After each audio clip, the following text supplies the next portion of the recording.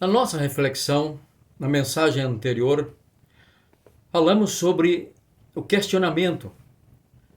Por que os milagres são tão raros no meio do povo de Deus, dos cristãos, da igreja de Deus aqui, de Cristo?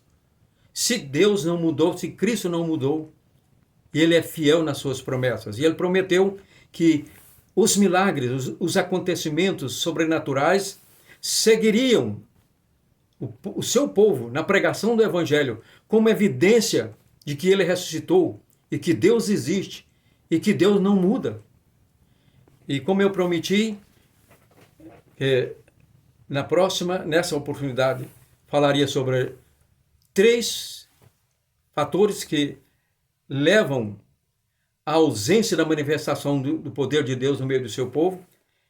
Vamos então começar com o primeiro, que é a ausência de um cristianismo autêntico, de um cristianismo, tanto na vida comunitária da igreja como individual, centrado em Cristo e na palavra de Deus, onde a pregação da palavra de Deus é o conteúdo principal das mensagens, onde a palavra de Deus é a leitura principal devocional dos servos de Deus.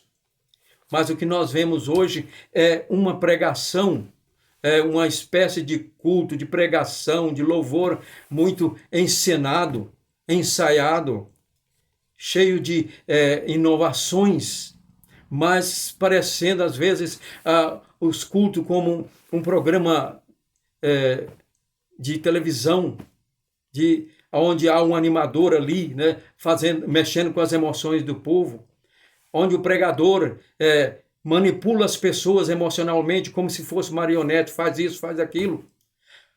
Então, isso é a ausência do poder e da graça e do Espírito Santo na vida das pessoas, porque onde há o Espírito de Deus operando, o pregador não precisa, ele deve desaparecer, deixar Cristo aparecer. A mensagem ali sendo ungida pela graça do Espírito Santo, ela vai tocar nos corações das pessoas e fazê-la reconhecer os seus pecados, ou glorificar a Deus, independente de mandar.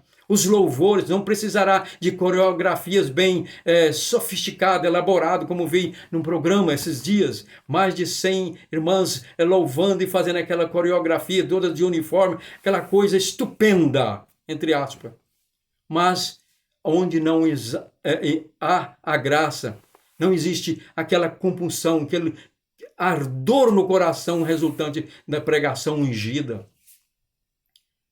Portanto, às vezes as pregações muito bem elaboradas, corretamente, de acordo com as normas da homilética, floreada com a retórica, e então carregadas de emoções, e muitas vezes com esnobações de conhecimentos acadêmicos, culturais, da língua portuguesa, da língua hebraica, da língua grega, nos originais. Não estou contra. Eu estou terminando de fazer a leitura, depois de 3 anos, da Bíblia, a NAA, comparando com os originais gregos e hebraicos, e vendo ali algumas incoerências de traduções. Então, mas isso é para nossa edificação e não para esnobar. O nosso português correto deve ser para embelezar, florear, vamos dizer assim, tornar correta a comunicação, mexer com as pessoas, e não para esnobar que somos doutores em letras, ou em grego, em hebraico, ou em outra disciplina teológica ou acadêmica. Portanto, aonde há a ausência da pregação da palavra de Deus correta, do louvor correto, em resultado da ausência de dar lugar ao Espírito Santo em tudo, no culto, na vida, acontece então aí a segunda consequência, que é uma vida cristã hipócrita, tanto na vida individual como particular, né? Ou melhor, coletiva da igreja. Há toda uma religiosidade, toda uma aparência de evangelho, toda uma aparência pentecostal, muitas vezes até aí com a evidência de falar em língua sem nenhuma norma de acordo com o que Paulo diz lá, sem interpretação, é espécie de uma grife para mostrar que ele é espiritual, o pregador. Então, na vida particular as pessoas são desonestas no seu comportamento, nos seus negócios, nos seus compromissos, mas tem aquela aparência falsa. Por quê? De cristianismo. Porque não tem, no primeiro aspecto, ali não é pregada e ensinada a palavra como ela deve ser pregada e ensinada.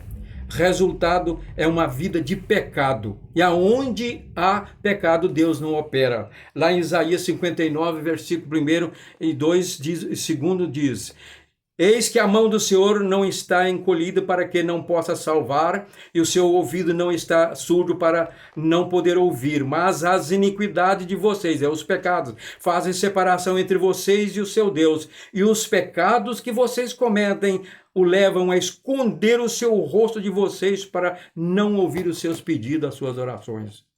Não adianta orar, não adianta fazer vigília, não adianta jejuar, se nós não tivermos uma vida de comunhão perfeita, andar assim como Cristo andou, porque o apóstolo João disse, aquele que diz que permanece em Cristo, deve assim andar como ele andou, na conduta, na honestidade, na fidelidade, em tudo. Se não existir isso, não adianta toda essa formalidade, essa aparência de religiosidade, de avivamento. Porque Deus não ouve as orações de uma igreja, de uma pessoa que está vivendo numa condição de hipocrisia. Então não aparecem os milagres. E por fim, o que acontece? Essa situação de ausência de ensino e de prática da vida cristã verdadeira, ensino da palavra, leva ao terceiro fator, que é a ausência de uma fé viva.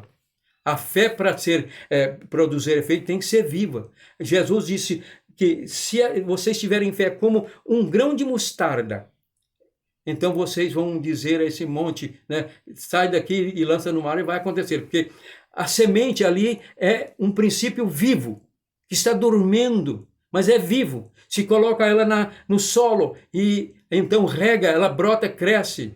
A fé é um elemento vivo, mas onde há pecado, a fé é morta. E fé morta não produz efeito. Lá em Tiago, capítulo 2, versículo 14 a 17, Tiago fala da fé sem obras. Que adianta uma fé sem obra? Eu creio, você tem fé, eu tenho obra. Ele diz que vale essa fé sem obra, sem a conduta cristã verdadeira. Ele disse, até o diabo tem fé, crê, estremece, crê que Deus existe, estremece, mas não obedece. Então essa fé é morta, e se ela é morta, não produz efeito. Ele diz, assim como o corpo sem o espírito está morto, a fé sem as obras é morta. E é com essa fé, resultante de uma vida cristã distanciada, distorcida, divorciada da palavra de Deus, da comunhão do Espírito Santo, do poder do Espírito Santo, da graça de Cristo. E de forma aparentemente perfeita, bonita, verdadeira, mas hipócrita, leva uma vida de pecado, que leva uma fé morta, onde Deus não pode operar. Porque Deus opera onde tem fé. Porque Jesus diz, se tiverdes fé, tudo é possível àquele que crê, né?